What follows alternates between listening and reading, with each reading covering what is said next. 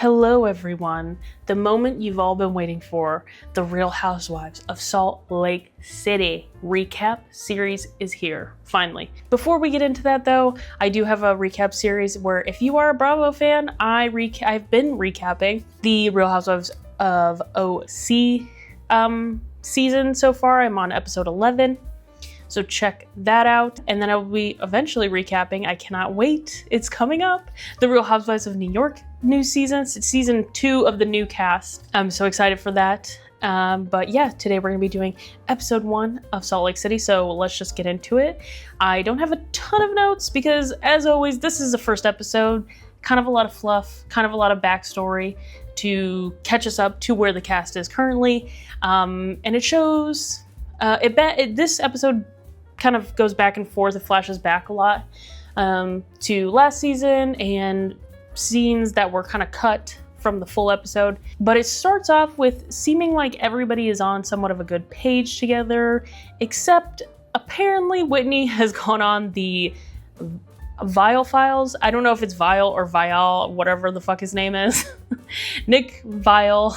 I like to call it Vial Files. I think that sounds better. She went on the Vial Files and talked shit about everybody on the cast, kind of. I mean, I know specifically it wasn't really about Lisa, but Lisa took it like it was about Lisa, of course. But she kind of was talking shit about everyone because she was saying people are just fake. So yeah, so she's talking crap on a podcast. What else is new? I feel like Whitney's always kind of running her mouth about something. I like Whitney, but sometimes she doesn't know when to shut up. So Lisa Barlow is mad about that, and she's hosting a party, a besos party, which means kisses in Spanish. And so I guess a Valentine's Day party or something like that. Or maybe it wasn't Valentine's Day. I don't know what day it is. Anyway, and she's not really expecting Whitney to come, but it's the opening day of Salt Lake, so why wouldn't Whitney be there? I will say, I don't know how this got brought up, but, Mary Cosby, somehow, it was mentioned that Mary Cosby was invited to Kathy Hiltons' Christmas party, which I want to know how that even happened. I don't know if it's just because she's a housewife, but I'm like, how is Mary Cosby getting invited to Kathy Hilton's Christmas party? I would really love to know. I mean, I know there was a lot of ladies there, but how? Like, how? Why? What? I'm hoping we get a little bit of a different side of Mary this season. Mary, the first season, was like, she was kooky and weird, but like was tolerable. But like, she's become so mean. So I'm hoping for a little bit of change from Mary. So we'll see. We'll see about that. I'm glad her and Angie, I thought it was so funny that her and Angie K have kind of made up, because at the reunion, I don't know if this was the catalyst for it, but at the reunion, Angie K told her she had lipstick on her teeth, and then she's like, yeah, I like Angie. It's like, oh, interesting, you do? And we have our new cast member, Bronwyn. Never thought I would ever see another Bronwyn on a Real Housewives series, but here we are. So Bronwyn, she's married to a slightly older man. Just trying to do the rundown of who she is as a person. But anyway, she likes kind of kooky clothing. I'm not gonna lie. It's a little crazy. It's a little crazy for Salt Lake. She's saying she likes to wear high fashion, but like a lot of it is very crazy. Like her heart jacket and stuff like made sense, but like, I'm sorry, the jacket was fine, but the dress underneath was like, it looked like something really nicely made and then like something really shitty underneath. Like, and then her wearing that like leopard set to go have lunch with Lisa when it's like freezing outside, and she's wearing like literally nothing but a bra and panties, like latex bra and panties with like a puffer jacket. Like, the jacket is one thing, the jacket is cool, but to wear the like bra and panties set thing was like weird, and just like, you're not Lady Gaga. Like, I don't know what, like, it's not, I wrote down, I was like, there's a difference between style and just wearing shit to be like shocking. You know what I mean? It's like, this is not style. Just because something says Gucci or whatever on it doesn't mean it automatically makes you a stylish person. I'm sorry.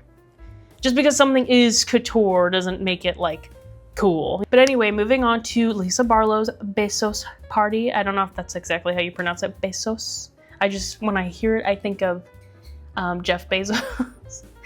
But I will say snaps to Heather for admitting she was using Ozempic. I don't know if she's admitted she uses Ozempic until this point. I know she lost a lot of weight, and then what annoys me is that on every person, every housewife that has ever lost weight or is working out or whatever, everybody comments Ozempic, Ozempic, Ozempic. It's like, girl, we get it, okay? Like, we don't need to be doing all that. We don't need to comment everybody's picture talking about Ozempic. Like, we get it. We see it too. Like, we know. And I hate it because the one thing that peeves me about that whole thing is that they commented on Kyle Richards stuff, which I have two issues with. One, Kyle has like always been thin, and not only that, but not only has she like always been thin, like pretty much the entirety of the show, she's also like been very open about her like working out and her workout regimen and stuff like that. Like, she's not really that much thinner necessarily, but she's much more toned now. And I'm sorry, but like Ozempic's not gonna make you like muscular. Like,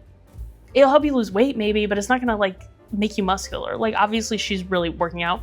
And two, I have a problem with it specifically with her because this woman has an eating disorder, and I'm sure maybe other housewives have struggled with that, but like this woman has had an eating disorder. Like, we don't need to be commenting on like stuff like that. It's like, just stop. I appreciate all the housewives who have been honest about their usage of Ozempic, because I think even Emily from OC admitted she used a little bit of Ozempic, but also she's been working out a lot. So it's like, yeah, it goes hand in hand. And then there's also, so Meredith has also had an issue with Whitney because Meredith is upset that Whitney is now doing bath bombs, I guess.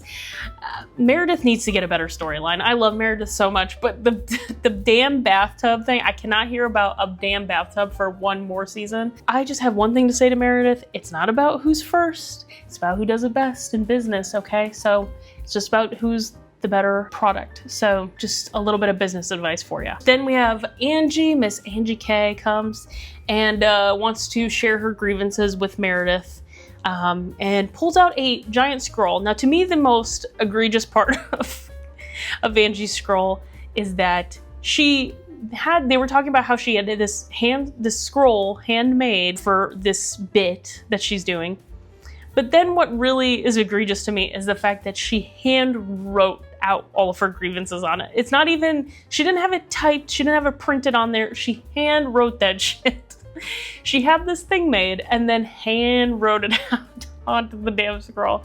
Not, like come on, get a little bit more theater than that. We don't need your handwriting. Get a calligrapher or something. You gotta if you're gonna pull the scroll out, you know, make it legit. So then going back to the Lisa and Whitney issue with this podcast, which I'm so tired of storylines starting outside of the show, and that it's just like so much to keep up with. Like, I don't listen to this Vile Files podcast. All the shit that goes on outside of the show is just like so tiring. So here's the only thing I'm confused on is that Whitney is saying she wasn't talking about Lisa, but then on the other hand tells Angie that she doesn't regret what she said. So which is it? Were you talking about her? Were you not talking about her? Are you just talking about everybody? I don't know, but also this doesn't even matter. It's like just Lisa Barlow making it about herself. I mean, I like Lisa, but it's like, oh my God, who cares? It's like, they're just trying so hard for a storyline this season.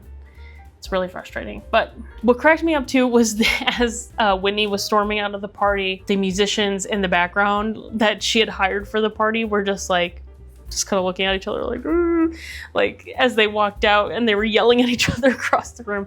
That was so funny. Anyway, that was kind of all of my notes. I hope the storylines get a little bit more interesting this season. We'll see what happens. It seems like there might be some other secrets that come out about somebody on the show who's maybe talking shit behind the scenes that we don't know yet based on the preview that I saw of this season. I also really liked, I think her name was Brittany, the lady who Heather brought, who I think is like a friend of the show now. I liked her. I'm hoping she'll be on quite a bit. She seemed kind of funny, and I don't know, her banter between her and Mary was kind of funny. So hope to see a little bit more of her too, and we'll see how the newbie does. That's all I have to add, and we'll see how next week goes. Thanks for watching, and if you like this, like, comment, subscribe.